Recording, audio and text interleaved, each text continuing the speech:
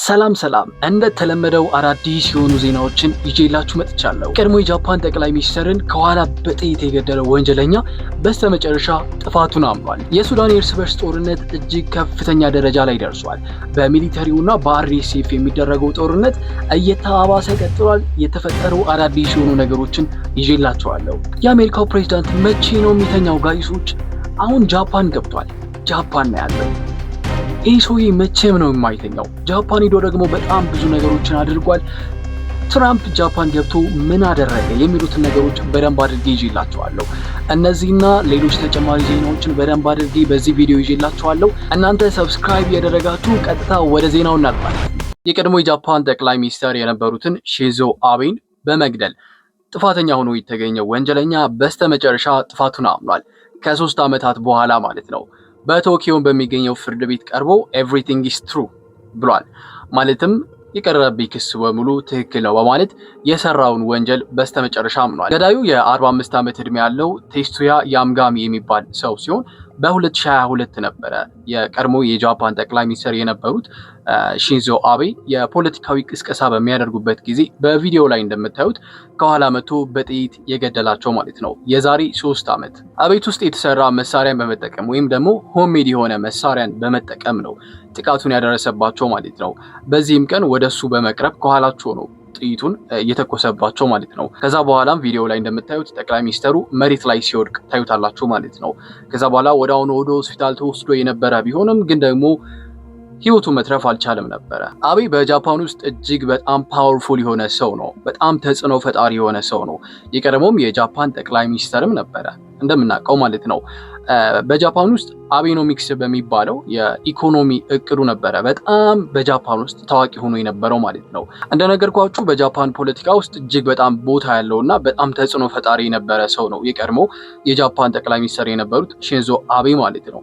ግን ደግሞ የተገደሉበት ምክንያት ሪዝኑ ሞቲቭ ፖለቲካዊ ምክንያት አይደለም። ገዳዩ የገደለባቸው ምክንያት ማለት ነው ፐርሰናል የሆነ ወይም ደግሞ የግል ጥላቻ አነሳስቶት ድርጊቱን እንዳደረገ ተናግሯል። ገዳዩም የገደለበትን ምክንያት ሲናገር በጃፓን ውስጥ አኒፊኬሽን ቻርች የሚባል አለ እና ይሄ የቀድሞ የጃፓን ጠቅላይ ሚኒስትር የነበሩት የተገደሉት አቤ ማለት ነው ይህንን ቻርች አኒፊኬሽን ቻርችን በጣም የሚደግፉ ጠቅላይ ሚኒስትር ነበሩ። ገዳዩ ሲናገርም ይሄ ቻርች የቤተሰቦችን 100 ሚሊዮን የሚሆን ዩዋን ወይም ደግሞ $660,000 የሚሆን ገንዘብ ከቤተሰቦቼ አጭበርብሮ ወስዷል ይላል። ይሄ ቻርች አኒፊኬሽን ቻርች የሚባለው ማለት ነው። እና ይሄ ጠቅላይ ሚኒስትር ደግሞ ይሄንን ቻርች በጣም ይደግፋል እና ይሄን ቻርች በጣም ስለሚደግፍ ነው ጠቅላይ ሚኒስትሩን የገደልኩት የሚል ንግግር ነው የተናገረው ማለት ነው። እና ይሄ ግድያ በጃፓን ውስጥ ፓርቲዎች ከዚህ አኒፊኬሽን ቻርች ጋር ያላቸውን ግንኙነት በገሃድ ያወጣ ድርጊት ነበረ። ይሄ ግድያ አውጥቶት ነበር ይሄን ነገር ማለት ነው።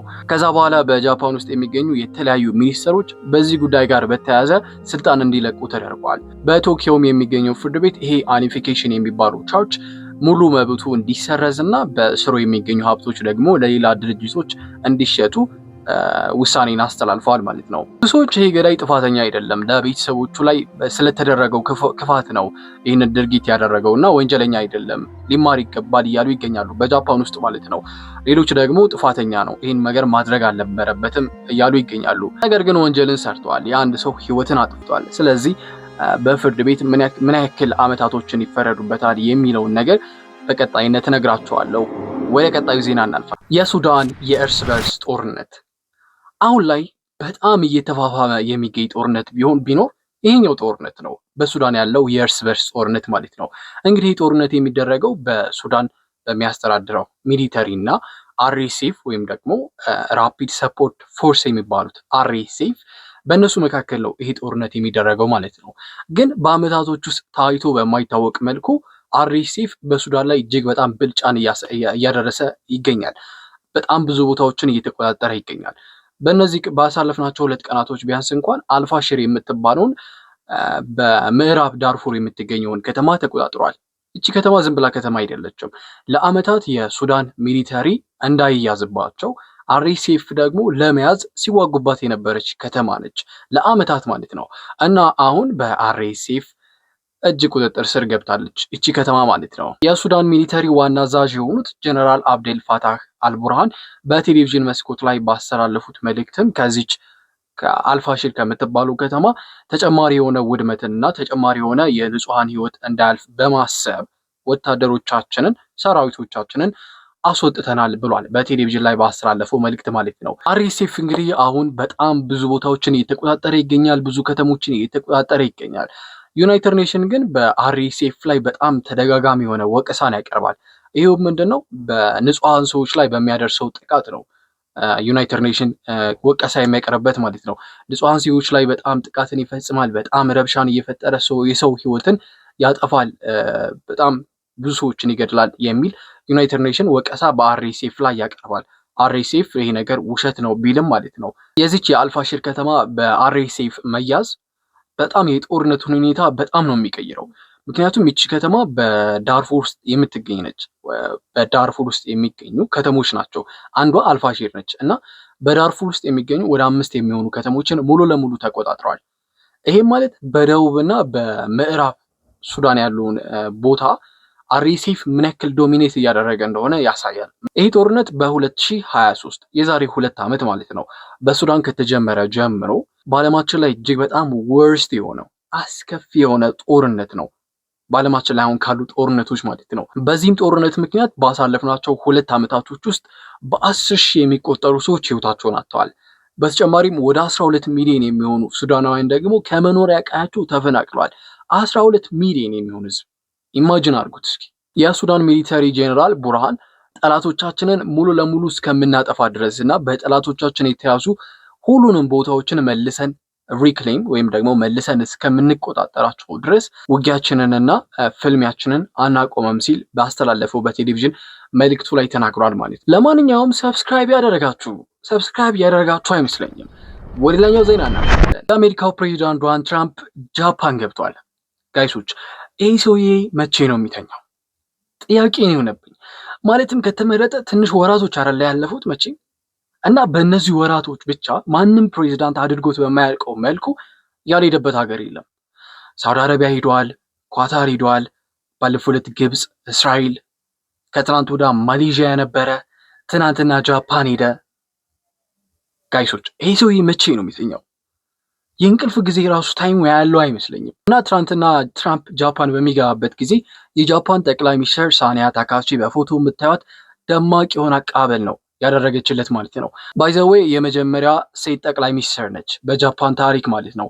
የጃፓን የመጀመሪያ ሴት ጠቅላይ ሚኒስትር ነች ሳኒያ ታካቺ በፎቶ የምታዩት ማለት ነው። እና ትናንትናም ትራምፕ ጃፓን በሚገባበት ጊዜ ዌልካም ብላ እጅግ በጣም ደማቅ የሆነ አቀባበል ነው ለትራምፕ ያቀረበችለት ማለት ነው። ከዛ በኋላ ወደ ቶኪዮ በሚገኘው አካስካ ቤተ መንግስት ከሄዱ በኋላ እዛ በጣም ብዙ ነገሮችን አድርገዋል። ከነዛ መካከል ደግሞ በጣም ብዙ ስምምነቶችን ተፈራርመዋል። ከተፈራረሙት ስምምነቶች መካከል በክሪቲካል ሚነራልስ በተፈጥሮ ሀብቶች ዙሪያ በጃፓን እና በዩኤስ ማለት ነው በሚደረጉ ንግዶች መካከል እጅግ ትልቅ የሆነ ዲልን ፊርማ ተፈራርመዋል። ትራምፕም ታካቺን እጅግ በጣም ያመሰገኑ ሲሆኑ ምንም አይነት ነገር ከፈለጋችሁ ኤኒቲንግ ዩ ዋንት ምንም አይነት ነገር ከፈለጋችሁ ኤኒ ፌቨር ዩ ኒድ ምንም አይነት ውለታ ከፈለጋችሁ ጃፓኖች አለንላችሁ እኛ አሜሪካኖች ብለዋል፣ ከጎናችሁ ነን ሲሉ ትራምፕ ተናግረዋል። ከዛም በኋላ ይህን ሁሉ ነገር ካጠናቀቁ በኋላ ወደ ዩኤስኤስ ጆርጅ ዋሽንግተን ሄደው በዛ የሚገኙ በሺዎች የሚቆጠሩ የአሜሪካ ወታደሮችን አግኝቷል። ትራምፕም በዚህ ቦታ ላይ ባደረገው ንግግር የዩኤስ እና የጃፓን ግንኙነት ሊሰበር የማይችልና በዓለማችን ላይ እጅግ በጣም ወደር የማይገኝለት ጠንካራ ወዳጅነት ነው ሲል ተናግሯል። ትራምፕም ይህን የጃፓኑን ቆይታቸውን ከጨረሱ በኋላ ቀጥታ የት ነው የሚሄዱት? ሳውዝ ኮሪያ። ይህ ጋይስ አይተኛም የምላችሁ ለዚህ ነው። የጃፓኑ ሲጨርስ ቀጥታ ወደ ሳውዝ ኮሪያ ነው የሚሄደው። በሳውዝ ኮሪያም ከደረሰ በኋላ ከቻይናው ፕሬዚዳንት ሺጂፒንግ ጋር እንደሚገናኙና እንደሚወያዩ ይጠበቃል። ማንኛውም አዳዲስ ነገሮች ሲፈጠሩ በዚህ ጉዳይ ላይ ያሳውቃችኋለሁ። እናንተ ግን ሰብስክራይብ እያደረጋችሁ ወደ ቀጣዩ እጅግ በጣም ከባድ የሆነ የአውሮፕላን አደጋ በኬንያ ተፈጥሯል። ይህ አደጋ ትናንትና በኬንያ በምትገኘው የወደብ ከተማ በሆነችው በክዋሊ ነው አደጋው የደረሰው ማለት ነው። ምን ተፈጠረ መሰላችሁ? ቱሪስቶችን ጭና የነበረች አነስ ያለች አውሮፕላን ናት። ወደ ማሳይ ማራ ወደሚባለው ብሔራዊ ፓርክ ጉዟን እያደረገች በነበረበት ሰዓት ነው አደጋው የደረሰባት ማለት ነው። በዚች አውሮፕላን ውስጥ በአጠቃላይ 11 የሚሆኑ ሰዎች ነበሩ። ከነዛ መካከል 10 የሚሆኑት ቱሪስቶች ናቸው። ከቱሪስቶቹ መካከል 8 ሃንጋራውያን፣ 2 ጀርመናዊና አንድ አውሮፕላኑ ሲያበር የነበረ ኬንያዊ ፓይለት ማለት ነው። በአጠቃላይ 11 ሰዎች ናቸው የነበሩት ማለት ነው። በዚህ አደጋ ምክንያት በዚህ አውሮፕላን ውስጥ የነበሩ አጠቃላይ 11 የሚሆኑ ሰዎች ህይወታቸውን አጥተዋል። የአውሮፕላኑ ባለቤት ሞምባሳ ኢር ሳፋሪ የሚባል ድርጅት ሲሆን ድርጅቱም እንደተናገረው አሁን ሙሉ ለሙሉ ትኩረታችን አደጋው የደረሰባቸውን ቤተሰቦችን በመርዳት ላይ ነው ሲል ባወጣው መግለጫ ተናግሯል። ይሄ ነገር መጀመሪያ እንዴት ጀመረ መሰላችሁ? አውሮፕላኑ ከዲያና ከሚባል የባህር ዳርቻ ነበረ የተነሳው ማለት ነው። ከዛ በኋላ ጉዞን ወደ ከዋሊ ወደምትባሉ ከተማ ነበር አድርገው ሲጓዝ የነበረው ማለት ነው። ከዋሊም ለመድረስ 10 ኪሎ ሜትር ሲቀረው ነው ይህ አደጋ በዚህ አውሮፕላን ላይ የደረሰው ማለት ነው። የአደጋው መንስኤ እስካሁን ግልጽ አይደለም። ማለትም አውሮፕላኑ የወደቀበት ምክንያት እስካሁን በዚህ ምክንያት ነው ተብሎ የተቀመጠ ነገር የለም። ግን እንደሚገመተው ከሆነ በአካባቢው የነበረ አስጠሊታ የሆነ ዌዘር ምክንያት ነው። ግን የተረጋገጠ ነገር የለም። ለማንኛውም ይሄ ነገር ትናንትና በኬንያ ተፈጥሯል። ለማንኛውም ወደ ሌላኛው ዜና እናልፋለን። የአሜሪካ ወታደር በፓሲፊክ ውቅያኖስ ላይ ሲጓዙ የነበሩ 4 የሚሆኑ ጀልባዎች ላይ በፈጸመው ጥቃት 14 የሚሆኑ ሰዎች ተገድለዋል። አሜሪካ እንደምትለው ከሆነ እንግዲህ እነዚህ 4 ጀልባዎች አደንዛዥ ዕፅን ይዘው ወደ አሜሪካ እየገቡ ነበረ ብላለች አሜሪካ ማለት ነው። እንደ አሜሪካ የጦር ሚኒስትር ፔት ሄግሴት ገለጻ ከሆነ በአሜሪካው ፕሬዚዳንት ዶናልድ ትራምፕ ትዕዛዝ መሰረት ነው ሰኞ ዕለት ይሄ ጥቃት የተፈጸመው ብሏል። እና በዚህም ጥቃት በመጀመሪያ ጀልባ 8 የሚሆኑ ሰዎችን ይዛ የነበረች ጀልባ ጥቃት ተፈጽሞባታል ብሏል። ከዛ በኋላ በቀሩ 3 ጀልባዎች ደግሞ ከ2 እስከ 3 የሚሆኑ ሰዎች እንደነበሩ ነው የተናገረው ማለት ነው። ይሄ ነገር ግን እጅግ በጣም ብዙ ጊዜ የተደጋገመ አይደለም። የአሜሪካ የጦር ሚኒስትር ጨምሮ እንደተናገሩት ይሄኛው ጥቃት ወደ አሜሪካ ጀልባ በመጠቀም አደንዛዥ ዕፅ ይዘው በሚገቡ አካላቶች ላይ የምናደርሰው ጥቃት አንደኛው ነው ብሏል። እና አሜሪካ በእንደነዚህ አይነት ጀልባዎች ላይ እስካሁን በፈጸመቻቸው ጥቃቶች 51 የሚሆኑ ሰዎች ተገድለዋል። 51 ማለት ነው። እና ይሄ የአሜሪካ ጥቃት ወደፊት ይቀጥላል ብዬ አስባለሁ። በዚህ የምታቆም አይመስለኝም። ለማንኛውም የዛሬ ዜና ይሄን ይመስላል። እናንተ ግን ይህን ቻናል ሰብስክራይብ በማድረግ ቀጣይ ቪዲዮ ላይ እንገናኛለን። ሰብስክራይብ